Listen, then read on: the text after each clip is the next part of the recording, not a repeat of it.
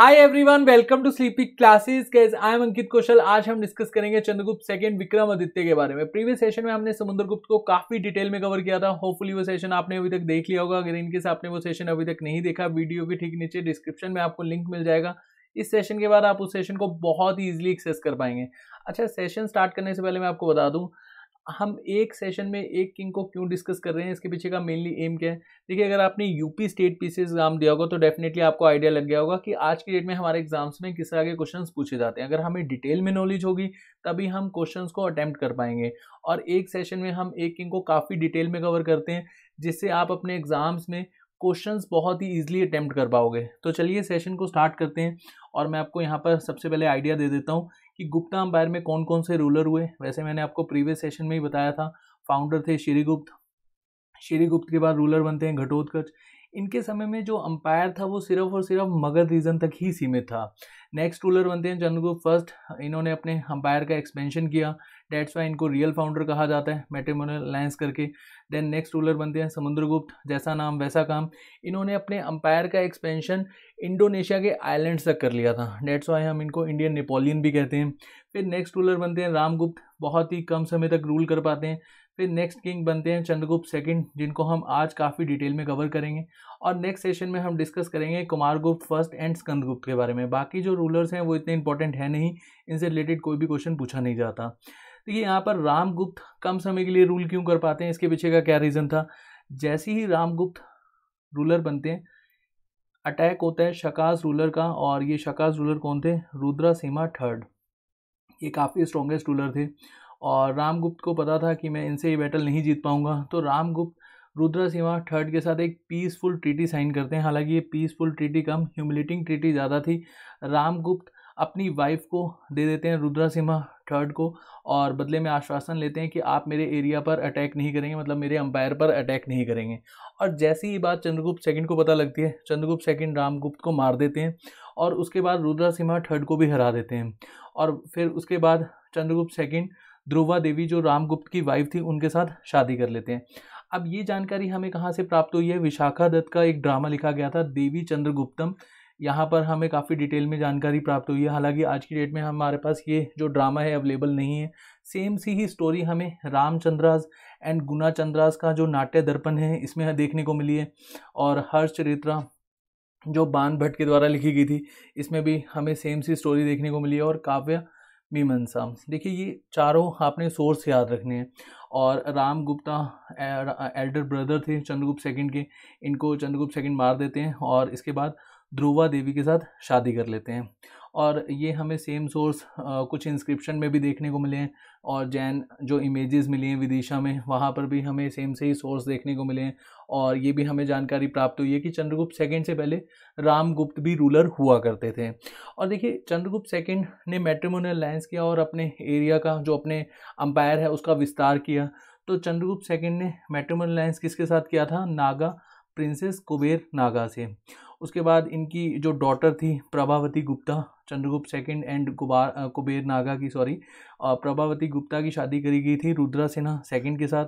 और रुद्रसेना सेकंड कहाँ के राजा थे? वाकटक राजा। और इनकी बहुत ही अर्लियर एज में डेथ हो जाती है। और फिर ये जो अंपायर है, वाकटक वाला जो अंपायर था, ये इनडायरेक्टली कौन रूल करते हैं? चंद्रगुप्त सेकंड। क्योंकि जो प्रभावती गुप्ता और रुद्रसेना सेकंड के जो सन होते हैं वो बहुत ही कम एज के होते हैं जब रुद्रसेना सेकंड की डेथ होती है। तो इसी वजह से यहाँ पर चंद्रगुप्त जो सेकंड है वो इनडायरेक्टली रूल करते हैं। अच्छा, एक क्वेश्चन पूछा जाता है कि चंद्रगुप्त सेकंड ने जब शाकास को हराया था तो कौन सा टाइटल धारण किया था, कौन सा टाइटल अडॉप्ट करा था? शकारी विक्रमादित्य। और अभी तक हमारे जो इंडियन किंग्स हुए हैं उन्होंने, मतलब काफ़ी रूलर्स ने विक्रमादित्य का टाइटल अडॉप्ट करा है। तो ये मुझे आप कमेंट सेक्शन में बताइएगा कि टोटल कितने किंग ने विक्रमादित्य का टाइटल अडॉप्ट करा था और कौन कौन से एरियाज देते थे चंद्रगुप्त सेकंड ने। सबसे पहले तो देखिए रुद्रसिम्हा थर्ड को हराया था। फिर क्षत्रपा वाला जो एरिया है वो जीत लिया था। गुजरात, काठियावाड़, वेस्टर्न जो मालवा वाला रीजन है वो जीत लिया था। और शाकास को जब इन्होंने हराया था तो इसके बारे में हमें जानकारी कहाँ से प्राप्त होती है? देखो, शाकास ने लगभग 400 सालों तक रूल करा। और जैसे ही यहाँ पर रुद्रसिम्हा थर्ड हारते हैं उसके बाद से जो शाकास के बारे में जो हमें नॉलेज है वो हमें नहीं मिलती। और 400 सालों का जो इतिहास है वो हमें कॉइन्स में देखने को मिलता है। न्यूमिस्मेटिक स्टडी जब हम करते हैं तब हमें जानकारी प्राप्त होती है कि शाकास ने रूल करा था। और जैसे ही यहाँ पर रुद्रासिम्हा थर्ड हारते हैं उसके बाद से चंद्रगुप्त सेकंड के हमें कॉइन्स देखने को मिलते हैं। तो हमें ये भी एक आइडिया लग जाता है कि यहाँ पर जो शाकास हैं वो कम्प्लीटली सप्रेस्ड हो गए थे। उसके बाद सोर्स और क्या है, मेहरौली आयरन पिलर इंस्क्रिप्शन बहुत ही इंपॉर्टेंट है। और यहाँ पर हमें किस प्रकार की जानकारी प्राप्त हुई है कि चंद्रगुप्त सेकंड ने सिंधु वाला रीजन भी जीत लिया था, जो 7 रिवर्स फ्लो करती थी। आज की डेट में तो 5 रिवर्स फ्लो करती हैं। और पंजाब, पंचदरें आदि भूमि, और ये पूरा का पूरा एरिया इन्होंने कैप्चर कर लिया था। उसके बाद सिंधु तक इन्होंने अपने एम्पायर को फैला लिया था। और सिंधु वाला रीजन में उस समय कौन रूल कर रहा था, वलिहाकास, और ये बेसिकली बैक्टीरियन किंग थे। उसके बाद जो चंद्रगुप्त सेकंड की जो विक्ट्री है वो हमें बंगाल वाले रीजन में भी देखने को मिलती है। और चंद्रगुप्त सेकंड को कालिदास का एक मतलब कालिदास के द्वारा वर्क किया गया था रघुवंशा, इसमें एज अ हीरो दिखाया गया है। कालिदास नो डाउट बहुत ही ज़बरदस्त पोएट थे और इन्होंने बहुत सारी रचनाएं करी हैं, अभी हम डिस्कस करेंगे लास्ट में। देखिए चंद्रगुप्त सेकंड ने अपना जो अंपायर है वो कहाँ कहाँ तक एक्सपेंड किया था, वेस्टर्न वाले रीजन में, नॉर्थन वेस्टर्न रीजन में, ईस्टर्न रीजन में।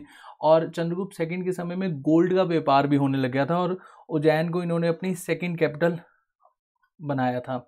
और उज्जैन में जब ये बेसिकली यहाँ पर अपने अंपायर में बैठा करते थे तो यहाँ पर 9 जेम्स भी थे, मतलब नवरत्न भी थे, जैसे हमने अकबर के समय में डिस्कस किया था मुगल, जब आपने मॉडर्न हिस्ट्री की प्लेलिस्ट देखी होगी। तो ऐसे ही बेसिकली चंद्रगुप्त सेकंड के समय में 9 जेम्स हुआ करते थे। और एक चाइनीज़ ट्रेवलर ने भी विजिट किया था बुद्धिस्ट टेक्स्ट की सर्च में, फाहिन, ये नाम आपने याद रखना है। अभी के लिए हम देखेंगे 9 जेम्स। तो 9 जेम्स में सबसे इम्पॉर्टेंट है कालिदास, और कालिदास की बहुत सारी रचनाएं हैं लेकिन हम इम्पॉर्टेंट वन ही याद रखेंगे। एक है अभिज्ञानम शकुंतलम, मालविका अग्निमित्रम एंड विक्रम वंश्यम, ये कुछ आपने यहाँ पर रचनाएं याद रखनी है। अमर सिन्हा, ये भी बहुत ही ज़बरदस्त पोएट थे, इन्होंने वोकैबलरी लिखी है संस्कृत की। उसके बाद वराह मीरा मैथमेटिशियन थे, एस्ट्रोलॉजर थे। इनकी 3 रचनाएं आपने याद रखनी है। एक है बृहद संहिता, जो बृहद संहिता है इसमें हमें ज्योग्राफी से रिलेटेड नॉलेज मिलती है, जो फिजिकल ज्योग्राफी है, जैसे रेनफॉल कब आती है, मतलब प्रेसिपिटेशन कब होती है, क्लाउड कब बनते हैं, और पल्स, इवन रिचुअल्स तक की नॉलेज मिलती है। उसके बाद बृहद जताक, इसमें हमें वैदिक एस्ट्रोलॉजी की नॉलेज मिलती है। एंड एक यहाँ पर आपने याद रखनी है पंच सिद्धांतिका, इसमें हमें मैथमेटिक्स एंड एस्ट्रोनॉमी से रिलेटेड नॉलेज मिलती है। ये जो रचनाएं हैं ये आपने एज इट इज़ यहाँ पर याद रखनी है। उसके बाद नेक्स्ट है धन्वंतरी फिजिशियन थे और आयुर्वेदा के फादर माने जाते हैं। तो यहाँ पर आपने फादर ऑफ आयुर्वेदा याद रखना है, धन्वंतरी।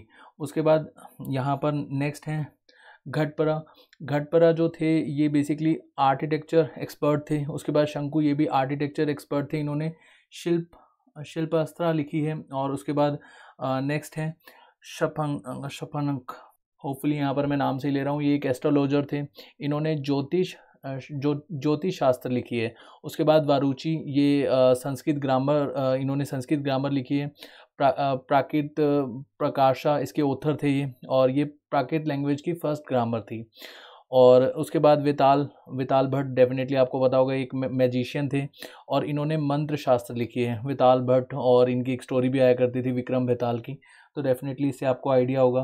देखिए विक्रम जो आदित्य या फिर चंद्रगुप्त सेकंड हैं, इनके हमें बहुत सारे सोर्स मिले हैं, जैसे मथुरा इंस्क्रिप्शन है, उदयगिरी केव इंस्क्रिप्शन है। यहाँ पर हमें जानकारी प्राप्त हुई है, यहाँ मैं लिख देता हूँ, उदयगिरी केव इंस्क्रिप्शन,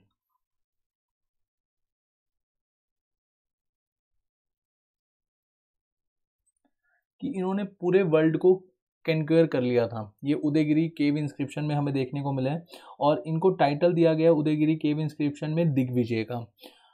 और बहुत सारे टाइटल्स आपको यहाँ पर याद रखने होंगे, विक्रमादित्य, विक्रमांक, देवगुप्त, देवराज, देवश्री, और ये सभी किंग्स के टाइटल्स हैं, इनको एक बार आप देख लीजिएगा।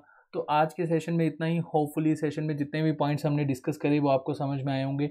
अच्छा, यूपी स्टेट पीसीएस में एक क्वेश्चन आया हुआ था कि शाकास रूलर को जब हराया था विक्रमादित्य ने, तो उस समय यहाँ पर हमें किस प्रकार की नॉलेज मिलती है। तो वो एक बार आप क्वेश्चंस को जरूर देखिएगा। वैसे मैं डेली डोज में उस क्वेश्चन को डिस्कस करवाऊंगा। वैसे मुझे आज भी ये क्वेश्चन डिस्कस करवाना था, फिर मैंने सोचा कि डेली डोज में हम काफ़ी डिटेल में क्वेश्चन को कवर कर लेंगे और वहाँ पर आपको आइडिया लग जाएगा।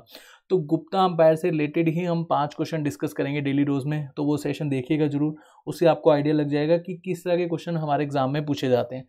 तो आज के सेशन में इतना ही। होपफुली सभी के सभी पॉइंट्स आपको क्लियर हो गए होंगे। इनकेस अगर आपका कोई डाउट है प्लीज़ कमेंट सेक्शन में पोस्ट करेगा। अपना ध्यान रखिए। नेक्स्ट सेशन में बहुत जल्द मिलेंगे। Bye bye, take care.